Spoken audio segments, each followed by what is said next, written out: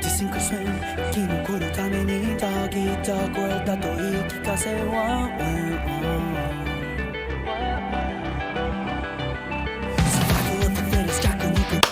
Club de début, bonjour, bienvenue dans cette vidéo.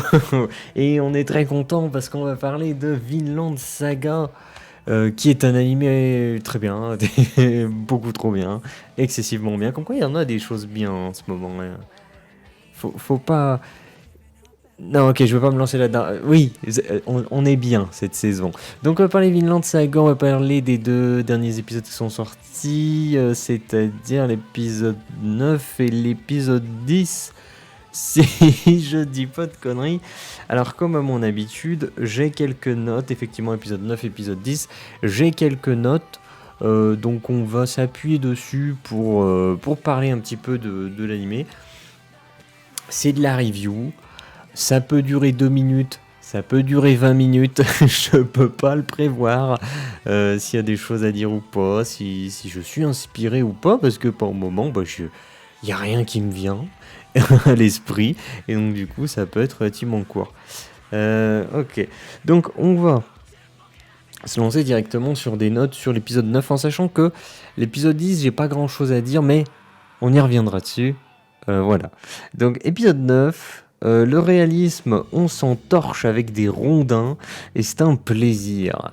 Si vous connaissez cette chaîne, vous savez déjà que j'ai un vrai problème avec le réalisme, avec cette quête de réalisme qui vient détruire en fait la part d'imaginaire d'une œuvre ou de quoi que ce soit. À vouloir chercher du réalisme à tout prix dans tous les domaines, on en vient à tronquer les possibilités narratives, les possibilités créatives, les possibilités de ce que tu veux. Et c'est quelque chose qui vraiment m'énerve. Et Vinland Saga, moi j'adore. J'adore, c'est un truc mature, tu vois, tu pourrais te dire au premier abord que c'est relativement réaliste. Mais nique ta race, quoi. Ils te mettent un perso, il débarque, il prend des rondins, il te les jette à travers across the map. Voilà, il te fait un tomahawk across the map, sauf que le tomahawk c'est un rondin. C'est génial. C'est absolument génial, moi ça j'adore. Ça c'est le petit truc qui me fait kiffer. C'est le petit, tu vois, la petite pichenette, tu vois, au réalisme. Tu vois, le réalisme, il a paf dans sa petite gueule. Ça me fait plaisir, moi. Moi, ça me fait du bien quand je vois ça. Donc, il faut le dire, c'est important. Emmerder le réalisme n'apporte rien. Parce que si vous voulez du réalisme, vous en avez tout autour de vous, du réalisme. Vous voyez ce que je veux dire.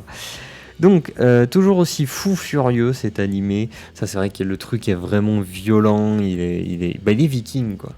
Il est viking. Et comme je l'avais dit dans une review précédente de Vinland Saga, où je fais pas souvent des reviews dessus, il y a une série télé qui s'appelle Viking que j'ai pas du tout aimé parce que l'aspect justement brutal des Vikings m'a totalement rebuté. Alors, j'ai bien compris que ça se veut réaliste et compagnie, mais en fait, typiquement, j'aime pas les Vikings dans la vraie vie, c'est horrible, ça devrait pas exister ce genre de choses. Et là, en l'occurrence, dans l'animé, je kiffe, c'est un vrai kiff, de le traitement qu'il y a des Vikings, pour le moment, c'est un vrai kiff. Ensuite, j'avais noté Thorfinn, donc qui est le perso principal. Je le prononce peut-être mal son prénom, je ne sais pas. Qu'est-ce que j'ai mis ? Il est toujours lui-même sur un point. Il n'aime pas la guerre, les conflits, ce genre de choses. C'est vrai, on a eu un petit passage dans l'épisode 9 où on nous montrait que voilà, Thorfinn il reste lui-même, quoi. Il reste lucide sur ses motivations et compagnie, bien qu'il soit totalement aveuglé par sa quête de vengeance. Il reste lucide. Donc, c'est un perso très intéressant. On va pas se mentir. Des choses simples, mais qui font que c'est intéressant. C'est ce que je dis, c'est qu'il faut chercher à simplifier les choses, mais c'est pas parce que les choses sont simples qu'elles sont dénuées d'intérêt. Bien au contraire, c'est justement, il faut savoir les utiliser correctement, les manipuler correctement et les cuisiner avec d'autres choses simples pour donner des recettes absolument somptueuses, comme par exemple cet animé. Euh, donc voilà. C'est vrai que j'ai pas noté ça, mais j'ai l'impression que souvent, quand on veut raconter quelque chose sur Thorfinn, donc Thorfinn, je sais pas comment il l'appelle, comment ça se prononce, le personnage principal, ça passe souvent par le fait qu'il fait des rêves. Oui, il est en train de rêver. Et j'aime beaucoup cette idée-là. Ça nous permet de voir son évolution son évolution psychologique. Euh, j'aime beaucoup cette idée parce que du coup ça vient pas s'implanter au milieu de scènes d'action ou au milieu de récits concernant d'autres personnages. J'aime beaucoup. C'est vraiment un truc qui lui est propre. C'est le personnage principal. C'est un truc qui lui est propre, tu vois. J'aime beaucoup ce choix qu'on a retrouvé encore une fois dans l'épisode 10. Donc voilà pour l'épisode 9, ce que j'avais à en dire. L'épisode 10, ça va être assez court, j'ai pas grand chose à dire. Ce que j'ai mis dans l'épisode 10, rien à ajouter, épisode qui se pose, prend son temps d'exposer les choses. Je sens venir une suite très très lourde et chargée d'enjeux et de sens narratif. Donc voilà, je pose mes notes, parce que je n'ai pas de notes. Comme j'ai dit, il n'y avait pas grand chose. Mais cet épisode, c'est typiquement le genre d'épisode indispensable quand tu racontes une histoire. Et c'est le genre d'épisode donc les shonen nouvelle formule dont j'avais parlé précédemment oublient totalement ce concept. Les shonen nouvelle formule ont totalement oublié le fait que oui, il est nécessaire d'avoir des épisodes comme cet épisode 10 de Vinland Saga, qui est un très bon épisode, mais où il ne va pas forcément se passer grand-chose en termes d'action déjà, et en termes d'avancée scénaristique. Alors, une petite avancée, voilà, tout ça, les choses se mettent en place, mais il n'y a pas des objectifs qui ont été atteints. Il n'y a pas eu un grand bond en avant sur des objectifs. Rien. On pourrait se dire, oh, cet épisode il sert à rien, ça a stagné. Mais non, cet épisode ne sert pas à rien, bien au contraire, c'est peut-être l'épisode le plus utile. Tu vois, et ça, c'est les shonen nouvelle génération, ils comprennent pas. Hein. Et cet épisode est indispensable. Pourquoi ? Parce qu'il met en place les choses. Voilà, les événements, les enjeux, les personnages, les tensions qu'il peut y avoir entre les personnages, les différents points de vue, comment se déroulent les choses, comment sont perçues les choses selon les points de vue.